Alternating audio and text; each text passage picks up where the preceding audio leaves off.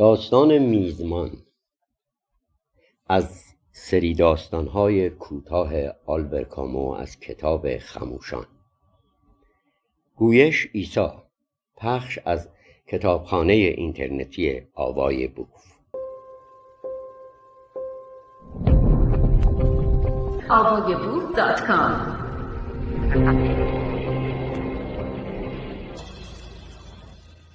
معلم به دو مردی نگاه می‌کرد که از شیب جاده سوی او می‌آمدند. یکی سوار بر اسب بود و دیگری پیاده. هنوز به شیب تندی که به مدرسه ختم می‌شد قدم نگذاشته بودند. مدرسه بر سرازیری تپه‌ای ساخته بودند. به زحمت بالا می‌آمدند. آرام آرام در برف، میان سنگ‌ها، بر پهنه وسیع فلاتی مرتفع و بایر. گاه اسب نارضایتی خود را به طرز مشهودی نشان می‌داد. هنوز صدایی از اسب به گوش نمی‌رسید، اما فوران بخاری که از بینی‌هایش بیرون می‌زد دیده می‌شد. یکی از مردان، دست کم یکی از آنها، منطقه را می‌شناخت. جاده را دنبال می‌کرد. اگرچه چند روزی بود جاده زیر لایه‌ای سفید و کثیف ناپدید شده بود. معلم حساب کرد که زودتر از نیم ساعت دیگر به بالای تپه نخواهند رسید. سرد بود. برگشت به مدرسه در پی پلیوری. از کلاس خالی و سرد گذشت. روی تخت سیاه 4 رود فرانسه را با 4 گچ با رنگ‌های متفاوت کشیده بودند. 3 روزی میشد که به سوی مصب‌های خود جاری بودند. برف ناگهان در وسط اکتبر باریده بود. پس از 8 ماه خشکسالی، بدون پادرمیانی باران و حدود 20 دانش آموزی که در روستاهای پراکنده در فلات زندگی می‌کردند، دیگر به مدرسه نیامده بودند. میبایست منتظر خوب شدن هوا بمانند. دارود دیگر فقط تک اتاقی را گرم می‌کرد که خانه‌اش بود. اتاق کنار کلاس، اتاق رو به فلات بود. در شرق پنجره‌ای مثل پنجره‌های کلاس رو به جنوب. از این طرف مدرسه در چند کیلومتری مکانی بود که فلات از آنجا آرام آرام به سوی جنوب پایین می‌رفت. در هوای صاف میشد توده‌های بنفش رشته کوهی را دید که درگاه بیابان بود. کمی گرم شد. دارو برگشت سمت پنجره‌ای که برای بار اول از آنجا متوجه آن دو مرد شده بود. دیگر دیده نمی شدند. پس به شیب تند رسیده بودند. از تیرگی آسمان کم شده بود. شب برف بند آمده بود. صبح با نوری تیره و کدر طلوع کرده بود و هرچه سقف ابرها بر فراز برف بالاتر می رفت، نور بیرمقتر می شد. گویی تازه ساعت 2 بعد از ظهر روز شروع می شد. اما این بهتر بود از آن 3 روزی که برفی متراکم در میان ظلمتی پایدار از آسمان فرو می‌ریخت. با وزش‌های ناگهانی باد که دولت در کلاس را می‌لرزاند. دارو ساعتها در اتاقش می‌ماند و فقط برای سر زدن به مرغ‌ها و برداشتن زغال از انبار به زیر دالان می‌رفت. خوشبختانه وانت تجید، نزدیکترین روستای شمالی، 2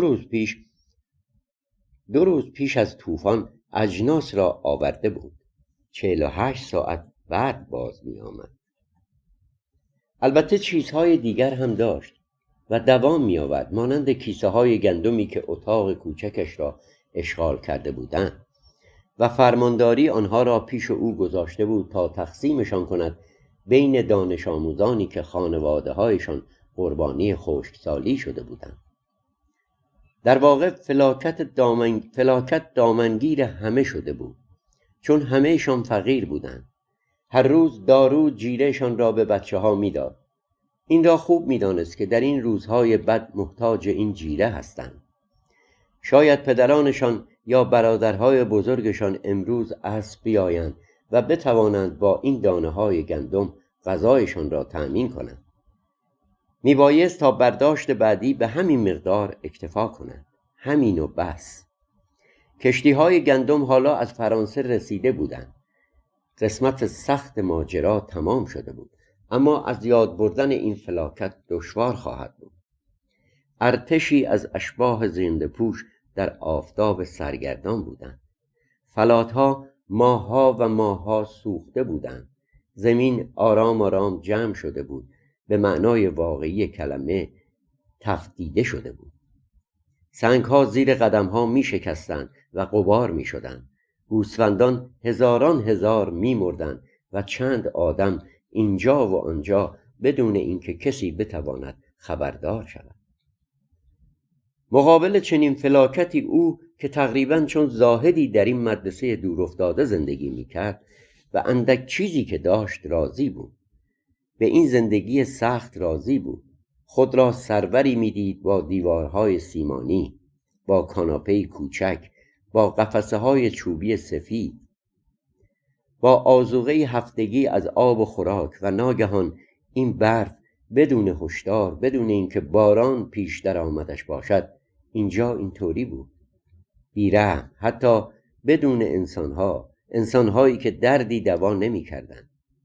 دارو اینجا به دنیا آمده بود، با این همه خود را دور از وطن حس می کرد. بیرون رفت و در محوطه جلوی مدرسه چند قدمی پیش رفت. دو مرد حالا به میان شیب رسیده بودند. سوار را به جا آورد. بالدوچی، ژاندارم پیری که مدتها بود او را میشناخت. بالدوچی با ریسمانی عربی، با دستانی بسته و سری به زیر انداخته. ژاندارم با حرکتی سلام کرد و دارو جواب نداد. سرش گرم تماشای عرب بود. دشاشه‌ای پوشیده بود که زمانی آبی بود، با پاهایی که در صندل بود اما پوشیده در جوراب‌های پشمی. به سر دستاری کوتاه و باریک داشت. نزدیک می شدند. بالدوچی سرعت حیوان را کنترل می کرد تا به عرب آسیبی نرساند و این گروه آرام آرام پیش می آمدند. به جایی رسیدند که صدایشان به یکدیگر می رسید. بالدوچی فریاد زد: 1 ساعت برای پیمودن 3 کیلومتر از العامر تا اینجا. دارو جوابی نداد. کوتاه و چارگوش در پلیور ضخیمش بالا آمدن آنها را تماشا میکرد. عرب حتی 1 بار هم سرش را بالا نگرفته بود. وقتی به محوطه رسیدند، دارو گفت: سلام، بیایید داخل و گرم شوید. بالدوچی بدون اینکه طناب را رها کند به زحمت از حیوانش پایین آمد. زیر سیبیل‌های سیخ سیخی خود لبخندی به معلم زد.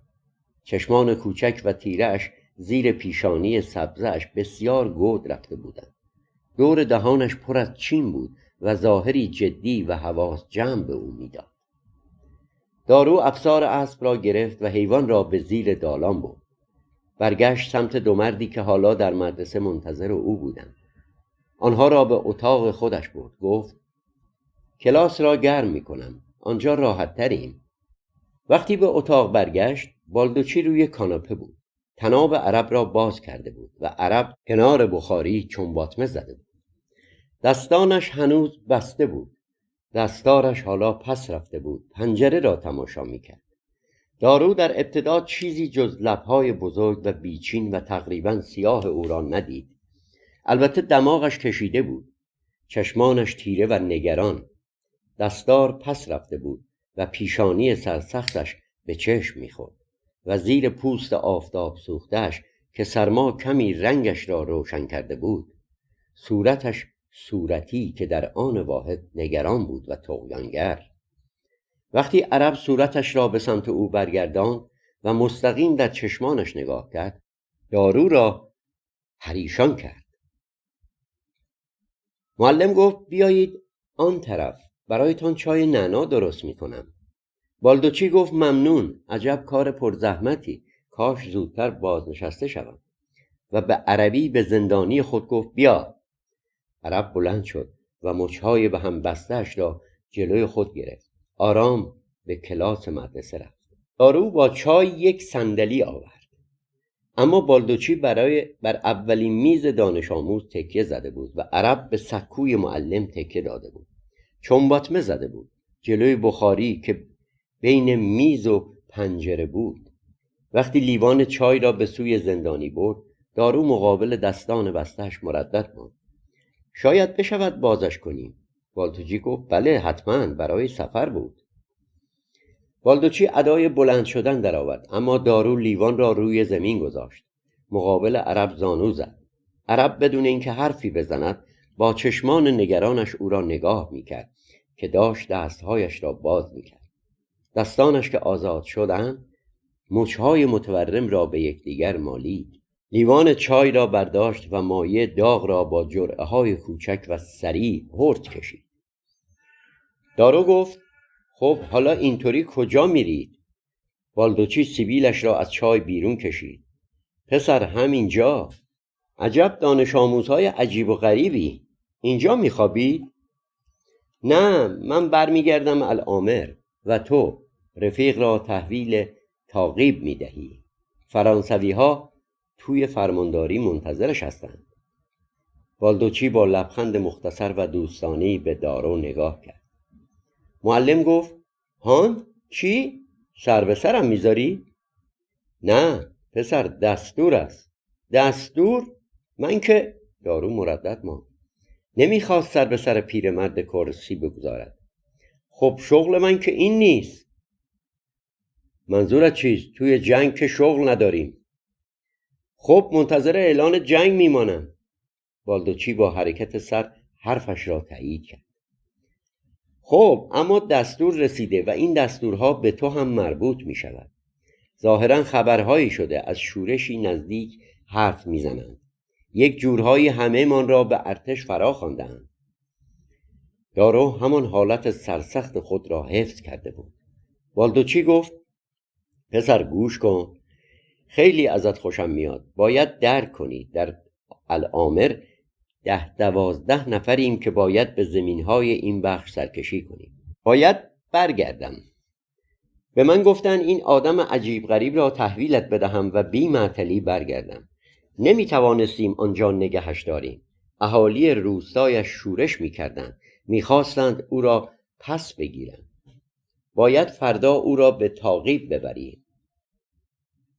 20 کیلومتری که آدم قوی هیکلی مثل تو را نمیترساند. بعدش دیگر تمام. زندگی خوب و شاگردهایت را خواهی دید. از پشت دیوار صدای اسب به گوش میرسید. تکان میخورد و سم میکوبید. دارو از پنجره نگاه کرد. هوا دیگر داشت خوب میشد. نور روی فلات برفی خود را پهن میکرد. وقتی تمام برف آب شود باز خورشید حکم میراند و بار دیگر دشت‌های پر از سنگ را میسوزاند. دوباره چند روز دیگر آسمان همیشگی نور خشک خود را بر پهنه دور افتاده جاری می‌سازد. بر آنجا که هیچ چیز انسان را به خود نمی‌خواند. رو کرد به بالدوچی و گفت خب چه کار کرده؟ و پیش از آن که ژاندارم دهانش را باز کند پرسید فرانسه حرف می‌زند؟ نه، تو بگو یک کلمه. 1 ماهی هست که دنبالش بودند. او را قایم کرده بودند. پسر عمویش را کشته است. مخالف ماست؟ فکر نمی کنم، اما معلوم نیست. هیچ وقت نمی شود فهمید. چرا کشته؟ فکر کنم مسائل خانوادگی. ظاهرا یکی به دیگری گندم بدهکار بوده. معلوم نیست. خلاصه با داس او را کشته. میدانی مثل گوسفند پخ پخ. بالدوچی ادایی درآورد. تیغی را از زیر گلوی خودش گذراند و عرب توجهش جلب شده بود و با نگرانی او را نگاه میکرد. خشمی ناگهانی به دارو هجوم آورد. از این مرد از تمام مردان و خبائث پلیدشان، کینه‌های تمام نشدنی و جنون خونشان. اما کتری روی بخاری آواز میخواند. باز به بالدوچی چای داد. مردد ماند.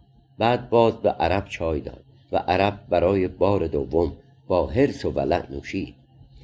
بازوان بالا آمدش حالا دشاشش را باز کرده بود و معلم متوجه سینه لاغر و عضلانیش شد. بالدوچی گفت ممنون عزیز، حالا دیگر میروم. بلند شد و رفت سمت عرب. ریسمانی از جیبش بیرون آورد. دارو با جدیت پرسید چه کار میکنی؟ بالدوچی ماتش برده بود. ریسمان را به او نشان داد. لازم نیست. ژاندارم پیر شک کرد. هر طور تو بخواهی. راستی مسلحی؟ تفنگ شکاری دارم. کجا؟ توی صندوق.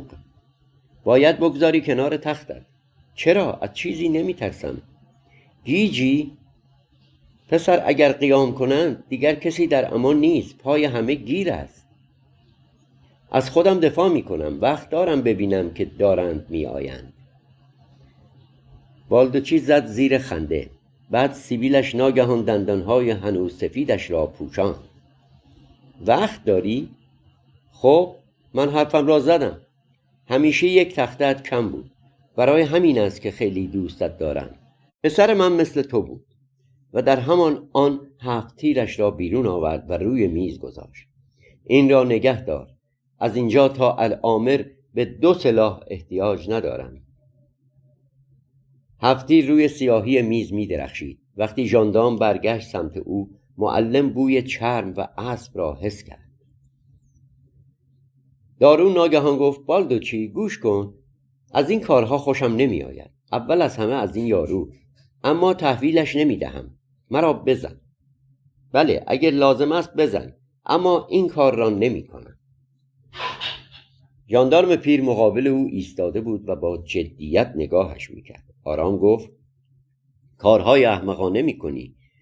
من همین کار را دوست ندارم. تناپیچ کردن یک آدم حتی در گذر سالها عادت نمی شود و حتی بله آرمان می آید. اما نمی توانیم بی خیال شویم. دارو تکرار کرد تحویلش نمی دهم. پسر دستور است. تکرار می کنم. باشد حرفم را برای آنها تکرار کن. تحویلش نمی دهم. بالدوچی معلوم بود که در فکر فرو رفته است. عرب و دارو را نگاه می کرد. بالاخره تصمیمش را گرفت. نه چیزی به آنها نمی گویم. اگر می خواهی ما را رها کنی رها کن. هر طور راحتی. من تو را لو نمی دهم. دستور دارم که زندانی را تحویل بدهم. همین کار را می کنم. حالا کاغذ را برایم امضا می کنی. به دردی نمی خورد. من که انکار نمی کنم او را به من تحویل داده ای. با من بدرفتاری نکن. میدانم راستش را میگویی. اهل همین جایی. مردی. اما باید امضا کنی. قاعده‌اش این است. دارو کشوش را باز کرد. شیشه مربعی جوهر بنفش را بیرون کشید. دسته قلم چوبی سرخ و نوک قلم سرژان ماژور را بیرون آورد. با آن برای بچه‌ها سرمشق می‌نوشت و امضا کرد. ژاندارم با دقت کاغذ را تا کرد و در کیف پولش گذاشت. بعد رفت سمت در. دارو گفت همراهیت می‌کنم. بالدوچی گفت نه نمی‌خواهد به خودت زحمت بدهی و مؤدب باشی. به من توهین کردی. عرب را نگاه کرد. حرکت نکرده بود. همان جا بود. با اندوه هوا را از بینی بیرون داد و برگشت سمت در. پسر خدا نگهدار. در پشت سرش به هم خورد. بالدوچی پشت پنجره پدیدار شد و بعد ناپدید شد. برف صدای گامهایش را خفه می کرد. اسب پشت دیوار بیتابی می کرد. مرغ‌ها پریشان شده بودند. لحظه‌ای بعد بالدوچی باز از مقابل پنجره گذشت. افسار اسب را می کشید. بدون اینکه رو برگرداند به سمت شیب رفت. از نظر محو شد. اول خودش و اسب در پیش. صدای سنگی بزرگ به گوش رسید که آرام می غلتید. دارو برگشت سمت زندانی. تکان نخورده بود اما چشم از او بر نمی داشت. معلم به عربی گفت صبر کن و رفت سمت اتاق. از درگاه که می گذشت نظرش عوض شد. رفت سمت میز. 7 تیر را برداشت و در جیب گذاشت. بعد بدون اینکه برگردد وارد اتاق شد. مدتی طولانی روی کاناپه‌اش دراز کشید به تماشای آسمان که نرم نرمک گرفته میشد و به شنیدن صدای سکوت. همین سکوت روزهای اول رسیدنش پس از جنگ در نظرش خیلی غم‌انگیز بود. تقاضا کرده بود در شهر کوچک پایین رشته کوههایی که فلات مرتفع را از بیابان جدا می کرد شغلی به او بدهند. اینجا دیوارهای سنگی سبز و سیاه در شمال، ارغوانی و صورتی در جنوب، مرز تابستانی ابدی بود. او را برای شغلی انتخاب کردند نزدیک به شمال، در خود فلات. اوایل سکوت و تنهایی برایش سخت بود. در این زمینهای کریه که تنها ساکنانش سنگ بودند. گاهی شیارهایی در زمین ذهن را می‌برد سمت کشاورزی، اما آن شیارها را کنده بودند تا به سنگهایی برسند که برای ساخت و ساز مناسب بودند. آنجا را شخم نمی‌زدند مگر برای بیرون کشیدن سنگها. گاهی تکه‌هایی از خاک را می‌کندند، در گودال‌ها جمع می‌کردند و با آن خاک باغچه‌های نحیف روستا را غنی‌تر می‌کردند. این طور بود که 3/4 این سرزمین را فقط قلب سنگ پوشانده بود. شهرها در آن متولد می‌شدند، می‌درخشیدند، بعد ناپدید می‌شدند.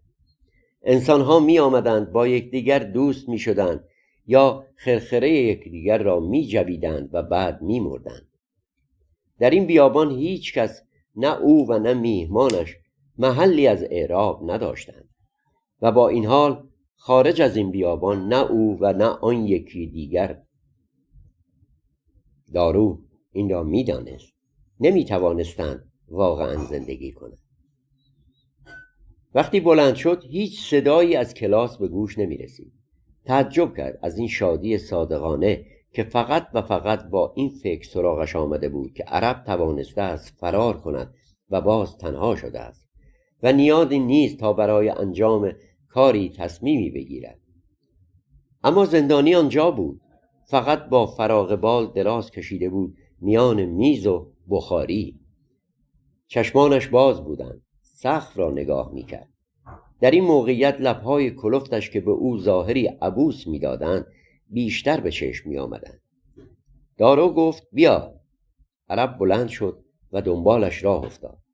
در اتاق معلم به او صندلی را نشان داد، پای پنجره. عرب از دارو چشم بر نداشت و نشست. گرسنه ای؟ زندانی گفت بله. دارو 2 قاشق و بشقاب گذاشت، آرد و روغن برداشت، در ظرفی آنها را به شکل شیرمال درآورد و فر کوچک گازی را روشن کرد. با گاز بوتان کار میکرد. وقتی شیرمال داشت میپخت، رفت تا از دالان تخم مرغ و پنیر و خرما و شیر عسلی بیاورد. وقتی شیرمال پخت، آن را روی لبه پنجره گذاشت تا خنک شود. شیر عسلی را با آب رقیق کرد و گرم کرد و آخر کار تخم مرغ‌ها را نیمرو کرد. در یکی از حرکاتش هفتیری که در جیب راستش بود به جای خورد. کاسه را گذاشت، رفت به کلاس و هفتیر را در کشوی میزش گذاشت. وقتی به اتاق برگشت دیگر داشت شب میشد. چراغی روشن کرد و برای عرب غذا کشید. بخور. عرب تکه شیرمال برداشت، سریع آن را به سمت دهانش برد و از حرکت ایستاد. گفت تو چی؟ بفرما، من هم غذا میخورم. لبهای کلفتش کمی باز شدند، اندکی مردد ماند، بعد گازی محکم به شیرمال زد. غذا که تمام شد عرب به معلم نگاه کرد. تو قاضی هستی؟ نه، تا فردا تو را پیش خودم نگه می‌دارم. چرا با من غذا می‌خوری؟ گرسنه‌ام. عرب ساکت شد. دارو بلند شد و بیرون رفت. از دالان تختی تاشو آورد، بین میز و بخاری آن را سوار کرد. عمود بر تخت خودش. از چمدانی بزرگ که در گوشه ایستاده گذاشته شده بود و کار قفسه را برای پرونده ها می کرد 2 پتو بیرون کشید و روی تخت تاشو انداخت. بعد ایستاد. حس می کرد دیگر کاری ندارد. روی تختش نشست. نه کاری داشت که بکند، نه می بایست چیزی را آماده کند. می بایست آن مرد را نگاه می کرد. پس او را نگاه کرد. سعی کرد آن صورت را تصور کند که از شدت خشم برافروخته شده است. نتوانست. فقط چشمان تیره و در عین حال براقش را میدید و دهان او را که چون دهان حیوانها بود. با صدایی که خصومتش او را متعجب کرد گفت: چرا او را کشتی؟ عرب نگاهش را برگرداند. فرار کرد. دنبالش دویدم. سرش را بالا آورد به سمت دارو و چشمانش پر از سؤالی مملو از فلاکت بود. حالا با من چه کار میکنند؟ ترسیده ای؟ عرب خشن شد. نگاهش را برگرداند. پشیمانی؟ عرب نگاهش کرد با دهانی باز. معلوم بود حرفش را نمیفهمد. خشم بر دارو چیره شد. در همان آن حس کرد کاری از او بر نمیآید. گرفتار تن چاق خود شده است. میان دو تخت گیر افتاده است. با بی‌صبری گفت: اینجا بخواب. تختت این است. عرب تکان نمیخورد. دارو را صدا زد: ببین. معلم نگاهش کرد. ژاندارم فردا می آید؟ نمیدانم. با ما می آیی؟ نمیدانم. چطور؟ زندانی بلند شد و روی پتوها دراز کشید. پاهایش به سمت پنجره بود. نور لامپ مستقیم در چشمانش افتاد و آنها را بست. دارو مقابل تخت ایستاده بود و تکرار کرد: چطور؟ عرب زیر نور کور کننده چشمانش را باز کرد و نگاهش کرد. سعی کرد پلک نزند. با ما بیا. نیمه شب بود و دارو هنوز نخوابیده بود. بعد از اینکه تمام لباسهاش را درآورده بود رفته بود توی تخت. عادت داشت لخت بخوابد. اما وقتی در اتاق خود را بی لباس دید مردد شد. حس کرد در خطر است و به سرش زد تا دوباره لباس بپوشد. بعد شانه بالا انداخت. بی تجربه نبود و اگر لازم میشد دمار از روزگار حریف در می آورد. از تختش می توانست او را ببیند. به پشت خوابیده بود. همچنان بی حرکت و زیر آن نور شدید چشمانش را بسته بود. وقتی دارو چراغ را خاموش کرد گویی ناگهان سایه ها یخ زدند. آرام آرام شب در پنجره جان گرفت. آنجا که آسمان بی ستاره آرام می جنبید. معلم خیلی زود تنی را که مقابلش دراز کشیده بود تشخیص داد. عرب هنوز تکان نمیخورد اما چشمانش انگار باز بودند. بادی آرام دور مدرسه پرسه میزد. شاید ابرها را میتاراند و خورشید باز میگشت. در شب باد شدیدتر شد. مرغ‌ها کمی بیقراری کردند و بعد ساکت شدند. عرب به پهلو برگشته بود. پشتش به دارو بود و دارو گمان میکرد صدای ناله‌ای میشنود. نفسهایش را پایید. قویتر و منظمتر شده بودند. به صدای این نفسهای گوش میداد که بسیار به او نزدیک بودند و فکر و خیال میکرد و نمیتوانست بخوابد. در اتاقی که از 1 سال پیش در آن تنها میخوابید این حضور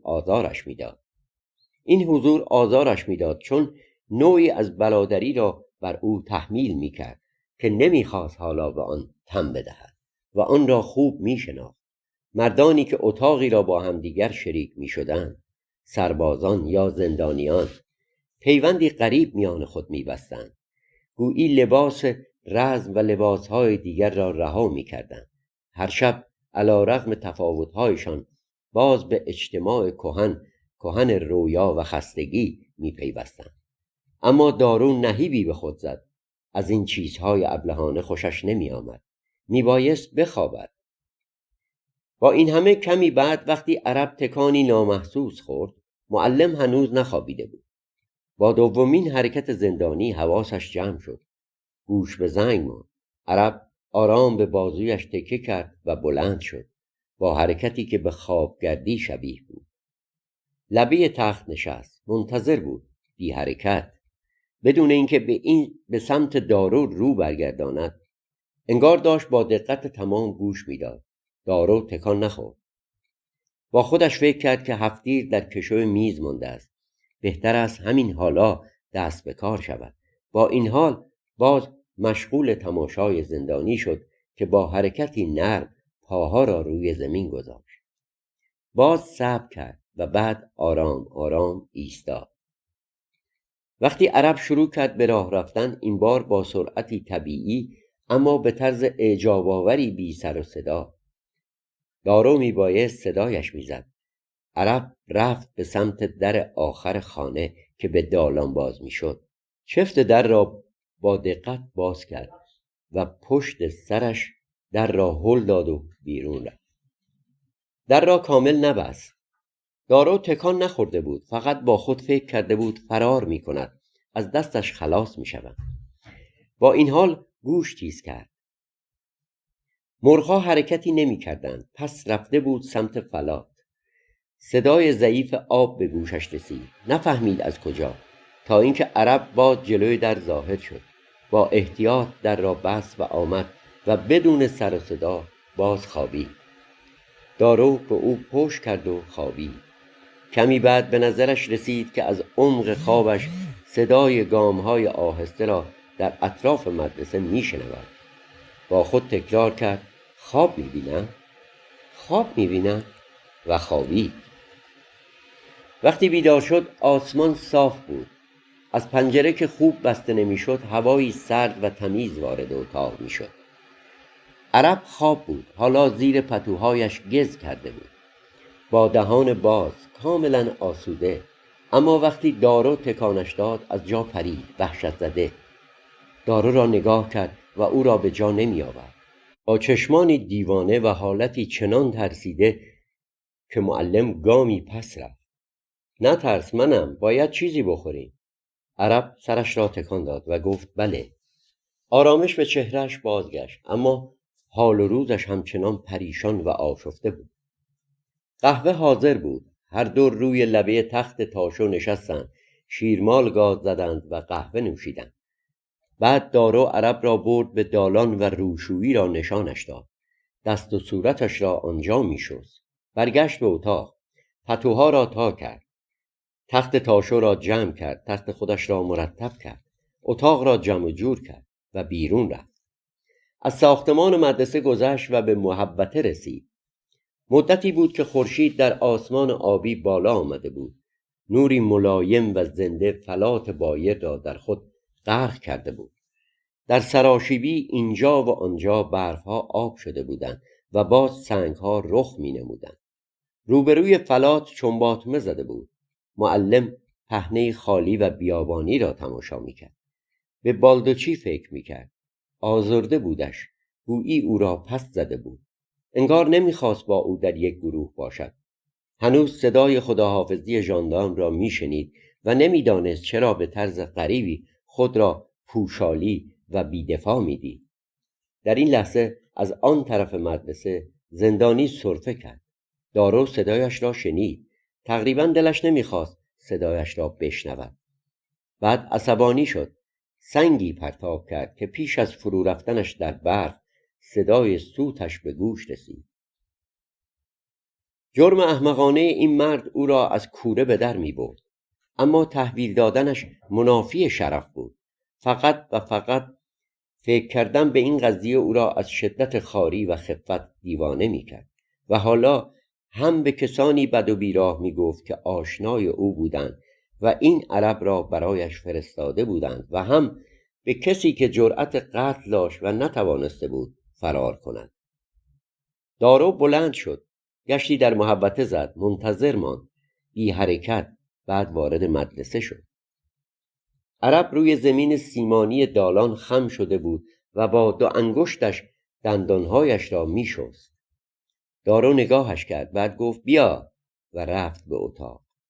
پیشاپیش زندانی روی پلیورش کاپشن شکار پوشید و کفش پیاده روی.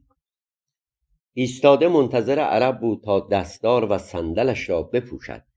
از مدرسه گذشتند و معلم راه خروج را به همراهش نشان داد. گفت برو. عرب تکان نخورد. دارو گفت می آیم. عرب بیرون رفت. دارو برگشت توی اتاق و بسته‌ای آماده کرد از بیسکویت و خرما و شکر. در کلاس پیش از خروج ثانیه‌ای مقابل میز مردد ماند. بعد از درگاه مدرسه گذشت و در را قفل کرد. گفت از این طرف. راه شرق را در پیش گرفت. زندانی پشت سرش، اما از مدرسه زیاد دور نشده بود که انگار پشت سرش صدایی شنید. برگشت، اطراف خانه را پایید، کسی نبود. عرب نگاهش میکرد. ظاهراً از کار او سر در نمی آورد. دارو گفت برویم. 1 ساعت راه رفتند و نزدیک صخره آهکی استراحت کردند. برف سریعتر و سریعتر آب میشد. خورشید آب گودالها را کشیده بود و خیلی سریع فلات را رفته بود. فلاتی که کم کم خشک میشد و چون هوا میلرزید. وقتی دوباره راه افتادند، زیر گامهایشان صدایی از زمین برخاست. گاه آواز شاد پرنده‌ای فضای مقابلشان را در هم میشکست. دارو با نفسهای عمیق نور خنک را می نوشید. وجدی در وجودش پدید آمد مقابل پهنه وسیع و آشنا که حالا تقریباً زرد بود. زیر گنبد آبی آسمان 1 ساعت دیگر راه رفتند. به سمت جنوب پایین رفتند. به زمین مرتفع و همواری رسیدند که از سنگ‌های سست ساخته شده بود. از اینجا در سمت شرق فلات با شیبی تند به سوی دشتی هموار می‌رفت که میشد چند درخت نحیف را در آن تشخیص داد و در جنوب به سوی توده‌ای سنگی می‌رفت که به منظره حالتی متلاطم می‌داد. دارو به این 2 جهت نگاه کرد. در افق فقط آسمان بود. آدمی خود را نشان نمی‌داد. برگشت سمت عرب. نگاهش می‌کرد و از کارهای او سر در نمی‌آورد. دارو بسته‌ای جلوی او گرفت و گفت بگیر، خرما و نان و شکر است. 2 روز دوام می‌آوری. این هم 1000 فرانک. عرب بسته و پول را گرفت، اما دستانش را مقابل سینه‌اش نگه داشته بود. گویی نمی‌دانست با این چیزهایی که به او داده بودند چه کند. معلم شرق را به او نشان داد. گفت حالا نگاه کن. راه تاقیت است. 2 ساعت راه داری. در تاقیت فرمانداری و اداره پلیس است. منتظرت هستند. عرب شرق را نگاه کرد. هنوز پول و بسته را جلوی خود گرفته بود. دارو بازویش را گرفت و بدون ملایمتی او را ربع دور به سمت جنوب گرداند. پایین ارتفاعی است که بر آن ایستاده بود. راهی نه چندان مشخص را میشد دید. این راهی است که از میان فلات میگذرد. 1 روز که پیاده بروی مراتع و اولین عشایر را میبینی. به حکم قانون خودشان از تو پذیرایی میکنند و به تو پناه میدهند. عرب حالا برگشته بود سمت دارو. ترسی در چهرهش پیدا شده بود. گفت گوش کن. دارو سرش را تکان داد. نه، حرف نزن. حالا تو را رها میکنم و میروم. به او پشت کرد و 2 قدم بلند به سوی مدرسه برداشت. با تردید به عرب نگاه کرد. ایستاده بود. راهش را ادامه داد. چند دقیقه صدایی جز صدای قدم‌های خودش نشنید که بر زمین سرد کوبیده میشد و سرش را بر نگرداند. بعد از مدتی برگشت. عرب هنوز همانجا بود. لب تپه. حالا بازوانش آویزان بود و معلم را نگاه میکرد. دارو حس کرد بغض گلویش را چسبیده است، اما آن را به بی‌صبری تعبیر کرد. طولانی دست تکان داد و راه افتاد. دور شده بود. وقتی دوباره ایستاد و نگاه کرد دیگر کسی روی تپه نبود. دارو شک کرد. حالا خورشید در آسمان بالای بالا آمده بود و آرام آرام پیشانی او را می آزرد. معلم برگشت. اول نامطمئن، بعد مصمم. وقتی به تپه کوچک رسید خیس عرق بود. با سرعت تمام از تپه بالا رفت و ایستاد روی قله. نفس زنان. زمین‌های صخره‌ای در جنوب به وضوح بر آسمان آبی پیدا بودند، اما در دشت در سمت شرق مهی از گرما بالا آمده بود و در این مه رقیق دارو با قلبی آزرده عرب را دید که آرام در مسیر زندان پیش می‌رفت. کمی بعد ایستاده مقابل پنجره کلاس. معلم نور پرشوری را می‌دید که از بلندای آسمان بر تمام سطح فلات جاری بود. حواسش جای دیگری بود. پشت او روی تخت سیاه میان پیچ و تاب‌های رودهای فرانسه با خامدستی با گچ چیزی جا خوش کرده بود. همین چند لحظه پیش آن را خوانده بود. برادرمان را تحویل دادی، سزایش را می‌بینی. دارو آسمان را نگاه می‌کرد، فلات را، و ورای فلات سرزمین‌های ناپیدا را که تا دریا گسترده شده بودند. در این سرزمین پهراور که این همه آن را دوست داشت تنها بود. پایان.